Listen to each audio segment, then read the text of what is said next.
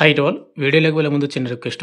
చాలామంది మన వీడియోస్ని చూస్తున్నారు కానీ లైక్ చేయకుండా వెళ్ళిపోతున్నారు. మీరు ఒక లైక్ చేసిన మన ఛానల్ కొద్దిగా బూస్టప్ అయితే ఉంటుంది. అండ్ ఇటువంటి జోన్ అప్డేట్స్ కూడా కావాలంటే కూడా మన ఛానల్ని సబ్స్క్రైబ్ చేసుకొని పక్కన బెల్ ఐకాన్ అయితే యాక్టివేషన్ అయితే పెట్టుకోండి బ్రదర్.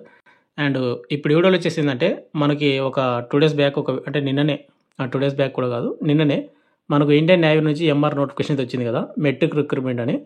అయితే ఇప్పుడు చెప్పబోయే నోటిఫికేషన్ అనేది అగ్నివీర్ అయితే కాదు, పర్మనెంట్ అనమాట. మనకు ఇండియన్ నేవీలోన పర్మనెంట్ జాబ్స్ తోటి పర్మనెంట్ పోస్టులతోటి మనకు ఇండియన్ నేవీ వాళ్ళు అఫీషియల్ నోటిఫికేషన్ అయితే రిలీజ్ చేశారు. అండ్ దీనికి కేవలం ఇంటర్ పాస్ అయినటువంటి ప్రతి ఒక్కరు కూడా అప్లై అయితే చేసుకోవచ్చు, ఆంధ్ర అండ్ తెలంగాణ వాళ్ళు కూడా. కాబట్టి ఇప్పుడు ఈ వీడియోలో వచ్చేసి క్వాలిఫికేషన్ ఏంటి, సెలక్షన్ ప్రాసెస్ ఏ విధంగా ఉంటుంది, అండ్ అదేవిధంగా ఏజ్ లిమిట్ ఎంత, అప్లై లాస్ట్ డేట్ ఎప్పుడు, అండ్ శాలరీ ఎంత అనేది ప్రతి మీకు పిన్ టు పిన్ ఎక్స్ప్లెయిన్ చేస్తాను. కాబట్టి వీడియోస్ ఉంటే ప్రతి ఒక్కరు కూడా వీడియోని ఎండ్ వరకు చూసి కంపల్సరీ లైక్ అయితే చేయండి బ్రదర్. అండ్ ఇటువంటి జన్ అప్డేట్స్ కూడా కావాలంటే కూడా మన ఛానల్ని సబ్స్క్రైబ్ చేసుకుని పక్కన బెల్ ఐకాన్ అయితే యాక్టివేషన్ అయితే పెట్టుకోండి బ్రదర్. ఇక మెయిన్ వెళ్ళినట్టయితే మనకు ఇండియన్ నేవీ నుంచి చేసినటువంటి ఆఫీసు నోటిఫికేషన్ వచ్చేసి ఇది అనమాట. మళ్ళీ చెప్తున్నాను, ఈ నోటిఫికేషన్ భర్తీ చేస్తున్నటువంటి పోస్టులు అన్ని కూడా పర్మనెంట్ పోస్టులు, అగ్నివీర్ అయితే కాదు.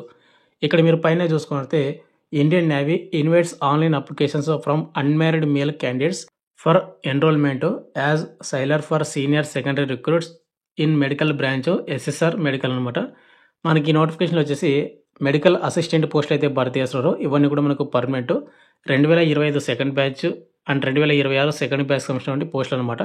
అయితే ఈ నోటిఫికేషన్కి ఎవరు అర్హులు అంటే కన్నా ఎవరైతే పెళ్లి కాని అబ్బాయిలు అన్మ్యారీడ్ మేల్ క్యాండిడేట్ వాళ్ళు ఎవరుతున్నారో వాళ్ళు మాత్రమే ఈ నోటిఫికేషన్కి అర్హులు, వాళ్ళు మాత్రమే అప్లై చేసుకోవాల్సి ఉంటుంది. మరి మేము అమ్మాయిలు అప్లై చేసుకోకూడదా ఈ నోటిఫికేషన్ కంటే ఎవరన్నా గర్ల్స్ వచ్చేసి నాట్ ఎలిజిబుల్.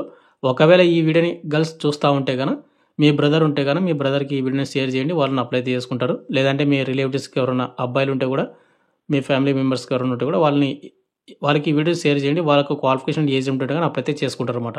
ముందుగా వచ్చేసి హౌ టు అప్లై విషయానికి వస్తే కన్నా ఈ నోటిఫికేషన్కి ఓన్లీ ఇండియన్ నేవీ వెబ్సైట్లో మాత్రం అప్లై చేసుకోవాల్సి ఉంటుంది, ఆన్లైన్ అప్లికేషన్ అనమాట.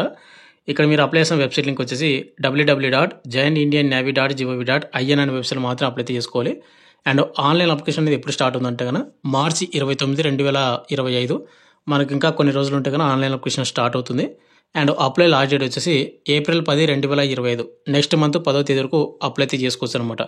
కాబట్టి కంపల్సరీ మీరు క్వాలిఫికేషన్ ఏజ్ లిమిట్ ఉంటే కన్నా అప్లై చేసుకోవడానికి రెడీగా ఉండండి, అన్ని కూడా డాక్యుమెంట్స్ రెడీ పెట్టుకోండి. ఇక నెక్స్ట్ మనకు అప్లై చేసేటప్పుడు ఫోటో అనేది మీరు లేటెస్ట్గా దిగినటువంటి రీసెంట్ కలర్ ఫోటో అయితే ఉండాలి. అండ్ బ్యాక్గ్రౌండ్ వచ్చేసి లైట్ బ్యాక్గ్రౌండ్ ఉండాలి. ఇంకోటి బ్రదర్ వెరీ వెరీ ఇంపార్టెంట్ ఏంటంటే మీరు అప్లోడ్ చేసినటువంటి ఫోటో ఏదైతే ఉందో ఆ ఫోటో పైన మీరు కంపల్సరీగా ఒక బ్లాక్ స్లేట్ అంటే బ్లాక్ పలక అనేది పట్టుకొని ఆ బ్లాక్ స్లేట్ అంటే పలక మీద మీరు ఏం చేయాలంటే క్యాపిటల్ లెటర్స్లో మీ పేరైతే రాయాలి. మీ 10th మెమోలో ఏ విధంగా అదే విధంగా రాసి అదేవిధంగా డేట్ ఆఫ్ ఫోటోగ్రఫీ అంటే ఆ ఫోటో ఏ డేట్న దిగారు అనేది మీరు డేట్ అయితే మెన్షన్ అయితే చేయాల్సి ఉంటుంది. ఇప్పుడు ఎగ్జాంపుల్గా ఈరోజు ఫోటో దిగుతున్నారు అనుకోండి, మార్చి 22, 2025 అండ్ పైన మీ పేరు అనమాట క్యాపిటల్ లెటర్స్లో మీ పేరు అయితే రాయాలి. ఆ విధంగా అయితే రాసి పలక పట్టుకొని మీరైతే ఫోటో దిగి ఆ ఫోటో అనేది మీరు అప్లోడ్ అయితే చేయాల్సి ఉంటుంది అనమాట. ఆ విధంగా అప్లోడ్ చేస్తేనే మీ అప్లికేషన్ అనేది యాక్సెప్ట్ అయితే చేయడం అయితే జరుగుతుంది. ఇక నెక్స్ట్ మనకు ఏజ్ లిమిట్ విషయానికి వస్తే కానీ ఇక్కడ మనకు 2025 సెకండ్ బ్యాచ్కి సపరేట్గా ఉంటుంది అండ్ 2026 సెకండ్ బ్యాచ్కి సపరేట్గా డేట్ ఆఫ్ బర్త్ అయితే ఉందన్నమాట. ఇక్కడ ఏజ్ క్రైటీరియా చూసుకుంటే 2025 సెకండ్ బ్యాచ్ సంబంధించినటువంటి డేట్ ఆఫ్ బర్త్ చూసుకుంటే సెప్టెంబర్ 1, 2004 నుండి ఫిబ్రవరి 29, 2008 మధ్యన ఎవరికైతే డేట్ ఆఫ్ బర్త్ ఉంటుందో వాళ్ళు మాత్రమే ఈ నోటిఫికేషన్కి అర్హులు అనమాట. ఒకవేళ 2026 సెకండ్ బ్యాచ్కి అప్లై చేసుకోవాలంటే కనుక జూలై 1, 2005 నుండి డిసెంబర్ 31, 2008 మధ్యన ఎవరికైతే డేట్ ఆఫ్ బర్త్ ఉంటుందో వాళ్ళు మాత్రమే ఈ నోటిఫికేషన్కి అప్లై అయితే చేసుకోవచ్చు. అండ్ ఎవరికైనా ఈ ఏజ్ లిమిట్ ఉంటే కానీ అప్లై అయితే చేసుకోండి. అండ్ కింద కామెంట్ అయితే చేయండి మీకు ఏజ్ లిమిట్ ఎంత ఉన్నది ఏంటనేది.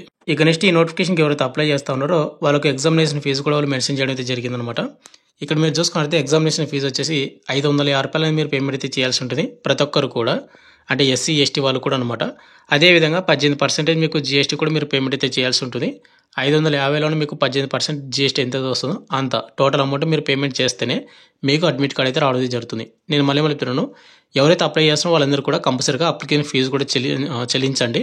ఎందుకంటే మీరు పేమెంట్ చేస్తేనే మీకు అడ్మిట్ కార్డ్ అయితే రావడం అయితే జరుగుతుంది అనమాట. నెక్స్ట్ ఈ నోటిఫికేషన్కి అప్లై చేసుకోవాలంటే కనుక ఎడ్యుకేషన్ క్వాలిఫికేషన్ చూసుకుంటే మీకు ఆల్రెడీ మీకు చెప్పాను కదా, కేవలం ఇంటర్మీడియట్ పాస్ అయినటువంటి ప్రతి ఒక్కరు కూడా అప్లై అయితే చేసుకోవచ్చు అని. ఇక్కడ ఎడ్యుకేషన్ క్వాలిఫికేషన్ వచ్చేసి క్వాలిఫైడ్ ఇన్ 10+2 ఎగ్జామినేషన్ విత్ మనకు ఫిజిక్స్, కెమిస్ట్రీ, బయాలజీ సబ్జెక్ట్స్ ఏవైతే ఉంటాయో వీళ్ళు అప్లై అయితే చేసుకోవచ్చు అనమాట. అంటే ఇంటర్మీడియట్‌లోనే ఎవరైతే ఫిజిక్స్, కెమిస్ట్రీ, బయాలజీ ఈ సబ్జెక్ట్ ఎవరైతే చేసుంటారో అంటే మనకు కేవలం ఇంటర్మీడియట్‌లోన బైపీసీ గ్రూప్ చేసిన వాళ్ళు మాత్రమే ఈ 3 సబ్జెక్టులు అయితే చేయడం అయితే జరుగుతుంది. ఒకవేళ మీరు ఎంపీసీ క్యాండిడేట్ వాళ్ళు అప్లై చేసుకోవచ్చు అంటే ఎంపీసీ వాళ్ళు వచ్చేసి నాట్ ఎలిజిబుల్ అనమాట. ఎందుకంటే ఇక్కడ మీకు ఫిజిక్స్ అండ్ కెమిస్ట్రీ ఉంటుంది కానీ బయాలజీ అయితే ఉండదనమాట. మీకు సబ్జెక్ట్ అనేది మీకు మ్యాథ్స్ ఉంటుంది. కాబట్టి మీరు ఈ నోటిఫికేషన్‌కి అర్హులైతే కాదు. అండ్ ఇంకోటి ఏంటంటే మీకు ఓవరాల్‌గా ఇంటర్మీడియట్‌లోన 50% మీకు అబోవ్ మార్కులు అయితే వచ్చి ఉండాలి. ఈచ్ సబ్జెక్ట్ మీకు 40% మీకు మార్కులు అయితే వచ్చి ఉండాలి. వచ్చినటువంటి వాళ్ళు మాత్రమే అప్లై అయితే చేసుకోండి. ఇక నెక్స్ట్ వచ్చేసి మనకు ఈ నోటిఫికేషన్‌కి ఎవరైతే అప్లై చేస్తారో వాళ్ళకు సెలక్షన్ ప్రాసెస్ విషయానికి వస్తే గన ముందుగా వచ్చేసి మనకు స్టేజ్ 1 వచ్చేసి ఐఎన్ఈటీ అయితే కండక్ట్ అయితే చేస్తారు. ఇండియన్ నేవీ ఎంట్రన్స్ టెస్ట్ అనమాట. ఈ ఇండియన్ నేవీ ఎంట్రన్స్ టెస్ట్ అనేది ఏ విధంగా ఉంటుందంటే గన ఓవరాల్‌గా మనకు కంప్యూటర్ బేస్డ్ టెస్ట్ అంటే ఎగ్జామ్ అనమాట. ఇదంతా కూడా 100 క్వశ్చన్లు వస్తాయి. అండ్ ప్రతి కరెక్ట్ ఆన్సర్‌కి 1 మార్క్ అయితే మనకు రావడం అయితే జరుగుతుంది. అండ్ క్వశ్చన్ పేపర్ అనేది మనకు బై లాంగ్వేజ్ ఇంగ్లీష్ లేదా హిందీ లాంగ్వేజ్‌లో మాత్రమే ఉంటుంది. ఆబ్జెక్టివ్ టైపు మల్టిపుల్ చాయిస్ క్వశ్చన్లు అయితే రావడం అయితే జరుగుతుంది. అండ్ మనకు సెక్షన్స్ అయితే ఉంటాయన్నమాట. 4 సెక్షన్స్ అయితే ఉంటాయి.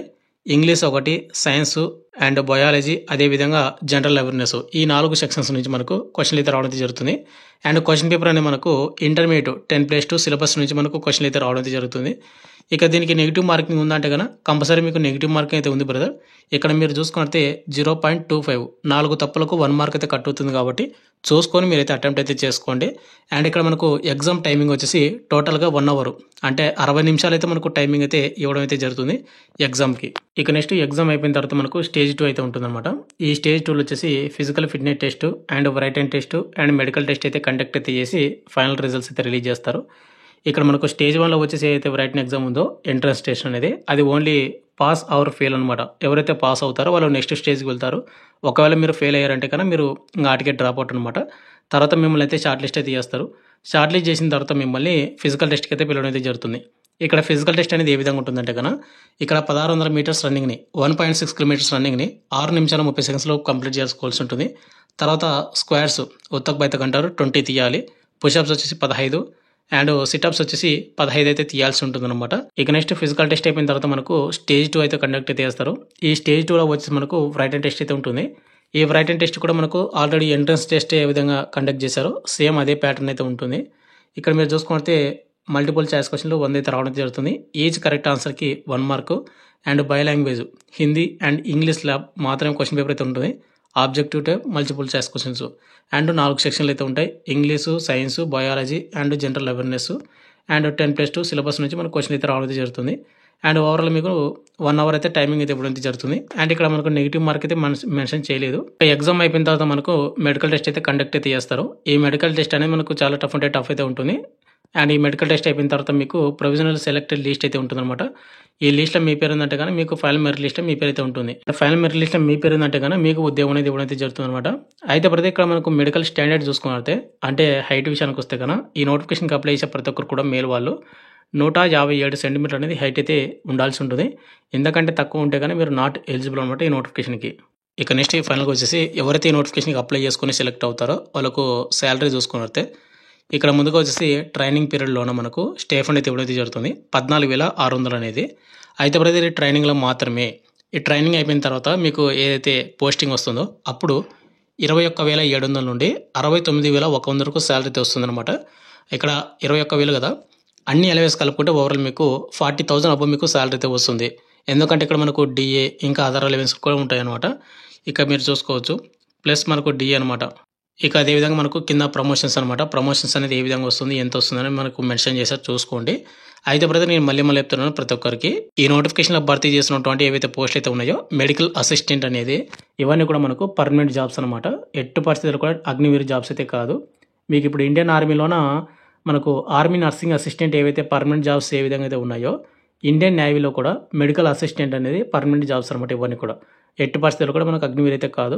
కాబట్టి ఎవరికైతే ఇంటర్మీడియట్ పాస్ అయినటువంటి అబ్బాయిలు ఎవరైతే ఉన్నారో ఆంధ్రాని తెలంగాణలో ఉన్నటువంటి వాళ్ళు క్వాలిఫికేషన్ అంటే ఏజ్ లిమిట్ ఉంటే కానీ అప్లై అయితే చేసుకున్న బ్రదర్. ఎట్టి పరిస్థితులు కూడా మీరు మిస్ అయితే చేసుకోవద్దండి.